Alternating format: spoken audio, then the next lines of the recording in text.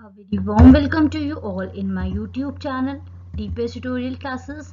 This is Divya and you are at the right place if you want to know about the physics of class 9th. If you like this video, then please hit the bell icon and subscribe to my YouTube channel. Class 9th में हम लोग chapter number 4 study कर रहे थे, that is work and energy.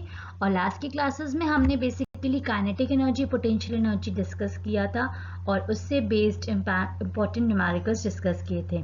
आज की class में हम basically law of conservation of energy study करेंगे। Law of conservation of energy.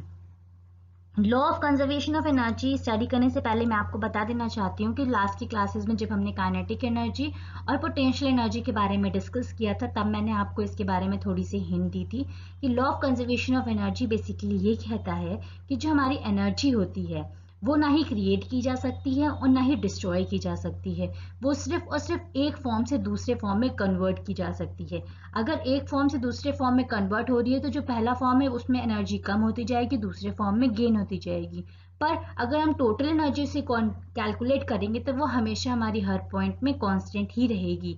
ये हो सकता है कि एक पॉइंट पे एक एनर्जी बिल्कुल जीरो हो जाए, दूसरी एनर्जी बिल्कुल मैक्सिमम हो जाए। एक पॉइंट पे ऐसा हो सकता है कि दोनों बराबर हो जाए, या कोई कम या कोई ज्यादा, पर दोनों का जो सम होगा वो हमेशा हमारा कांस्टेंट रहेगा। यही हमारा प्रूफ करता है कि law of conservation of energy. Word से ही समझ में आता है कि कंजर्व मीन्स बची हुई मीन्स अगर एक फॉर्म से हम दूसरे फॉर्म में कन्वर्ट कर रहे हैं तो वो कांस्टेंट उतनी ही रहेगी।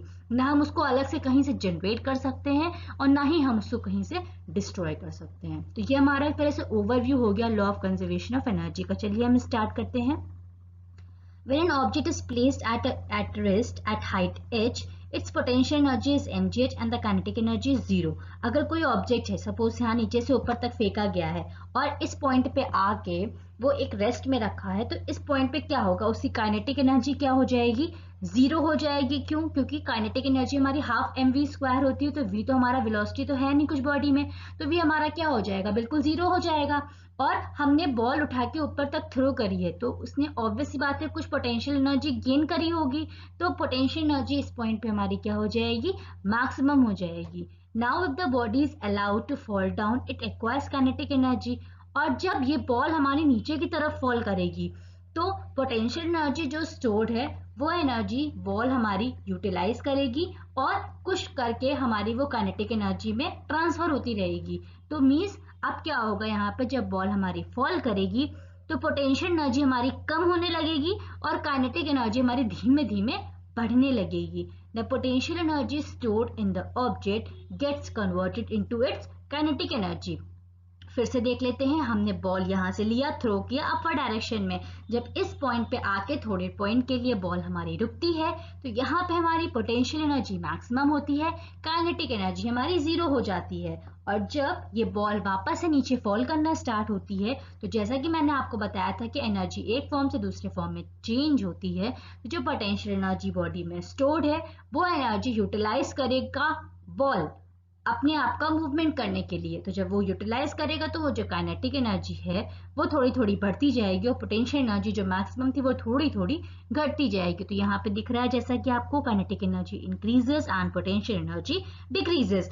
और जब और नीचे आती जाएगी और नीचे आती जाएगी तो इस पॉइंट पे जब बिल्कुल नीचे आने लगेगी तो यहाँ पे क्या होगा, काइनेटिक एनर्जी बिल्कुल मैक्सिमम हो जाएगी और पोटेंशियल एनर्जी जो इसकी है वो बिल्कुल एक तरह से जीरो हो जाएगी। When the ball is thrown upward, it is given a kinetic energy. At the maximum height, its velocity becomes zero, so the kinetic energy becomes zero. Potential energy becomes maximum. यही बताया है, जब ball हम throw करते हैं upward तो उसमें कुछ काइनेटिक एनर्जी गेन कर लेता है और जब मैक्सिमम हाइट पे पहुंचता है तो उसकी जो वेलोसिटी होती है वो हमारी जीरो हो जाती है। इस वजह से काइनेटिक एनर्जी हमारी जीरो हो जाती है और पोटेंशियल एनर्जी हमारी मैक्सिमम होती है। The kinetic energy given to the ball gets converted to potential energy. जो हमने काइनेटिक एनर्जी बॉल को दी थी वो किस में कन्वर्ट हो गई, पोटेंशियल एनर्जी में कन्वर्ट हो गई। When the ball starts falling down the potential energy gets started converting into kinetic energy. अब जब बॉल फॉल करने लगती है तो जो उसकी पोटेंशियल एनर्जी है वो किस में कन्वर्ट होने लगती है, काइनेटिक एनर्जी में कन्वर्ट होने लगती है। The example shows that the two forms of the mechanical energy are inconvertible. That is, whenever energy in one form is disappeared, an equivalent amount of energy in another form reappears, so that the total energy of the system remains constant. Whenever energy is transferred from one form to another, the total energy remains unchanged. This is called as a conservation of energy. इसमें basically यही बताया गया है कि जो हमने example लिया अभी इसको समझने के लिए, इसमें जो एक फॉर्म ऑफ एनर्जी है ये एक तरह से इंटर कन्वर्टेबल है. इंटर कन्वर्टेबल का ये मतलब हुआ कि जब हमारी एक फॉर्म कुछ एनर्जी एक में कम होती है तो दूसरे में ही उतनी ही इक्विवेलेंट एनर्जी गेन अप कर लेती है, जिससे ये होता है कि टोटल एनर्जी जो सिस्टम का रहता है वो हमेशा कांस्टेंट रहता है. और इसी को हम क्या कहते हैं? Law of conservation of energy.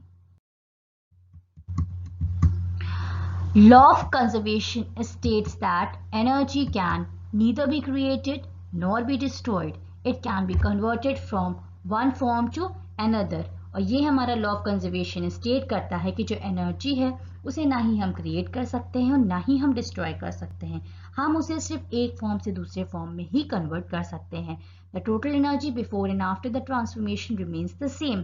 Transformation के पहले और ट्रांसफॉर्मेशन के बाद जो टोटल एनर्जी रहती है वो हमेशा हमारी सेम रहती है. और टोटल एनर्जी क्या होती है? हमारी kinetic energy plus potential energy. जो हमारे काइनेटिक एनर्जी का फॉर्मूला होता है वो हाफ mv² होता है और पोटेंशियल एनर्जी का फॉर्मूला जो होता है वो mgh होता है, जो कि हमारा हमेशा कांस्टेंट रहता है. The law of conservation of energy is valid in all the situations and for all the kinds of transformation. Numerically we can say that E is equals to EK plus EP, जहाँ पे हमारा EK जो है हमारा kinetic energy है और EP जो है हमारा वो पोटेंशियल एनर्जी है. इसके बाद हमारा आता है an object of mass m is placed at height h. कोई एक ऑब्जेक्ट है उसका जिसका मास हमारा h है, हमने उसे एक हाइट पे रखा है. The kinetic energy of the object at the height will be 0 as v is equals to 0. अब उस हाइट पे काइनेटिक एनर्जी तो ऑब्जेक्ट की 0 होगी क्योंकि हमारा ऑब्जेक्ट रुका हुआ है. जब ऑब्जेक्ट रुका है तो v 0 हो जाएगा, मीन्स काइनेटिक एनर्जी क्या हो जाएगी? 0 हो जाएगी. But the potential energy of the object is mgh. But जो पोटेंशियल एनर्जी है वो क्या हो जाएगा? mgh हो जाएगा. तो टोटल एनर्जी जो हमारी हो जाएगी वो क्या हो जाएगी? काइनेटिक की जगह तो 0 हो जाएगी प्लस पोटेंशियल की जगह mgh हो जाएगी. तो हमारी टोटल एनर्जी जो हो जाएगी वो क्या हो जाएगी? mgh. जैसा कि आप देख सकते हैं इस डायग्राम में अपवर्ड मूवमेंट हो रहा है, तो यहाँ पे हमारी कुछ काइनेटिक एनर्जी थी. जब बॉडी अपवर्ड की डायरेक्शन में गई तो यहाँ पे सिर्फ हमारी mgh हो जाएगी जो कि हमारी पोटेंशियल एनर्जी है. इसके बाद हमारा आता है now the object is allowed to fall freely from height h. When the object starts falling down its v gradually increases due to gravity. अब इस पॉइंट पे हमारी काइनेटिक तो 0 हो गई, ठीक. अब जब ये धीमे धीमे नीचे फॉल करेगी तो कुछ काइनेटिक एनर्जी इसमें गेन होने लगेगी, मतलब कुछ v की वैल्यू आ जाएगी. तो इस पॉइंट पे हमारा क्या हो जाएगा? As a result its kinetic energy increases but its potential energy decreases because height decreases. अब हाइट जैसे जैसे घटेगी वैसे वैसे पोटेंशियल एनर्जी भी घटती जाएगी और यहाँ पे v जो है वो हमारी बढ़ती जाएगी. वेलोसिटी कुछ इंक्रीज कर रही है इसलिए हमारी काइनेटिक एनर्जी बढ़ती जाएगी. According to the law of conservation, the increase in kinetic energy is equal to the reduction in potential energy. As the object falls, its potential energy gets changed into the kinetic energy. और law of conservation के according हमें पता है कि जितनी kinetic energy बढ़ रही है उतनी ही potential energy decrease हो रही होगी.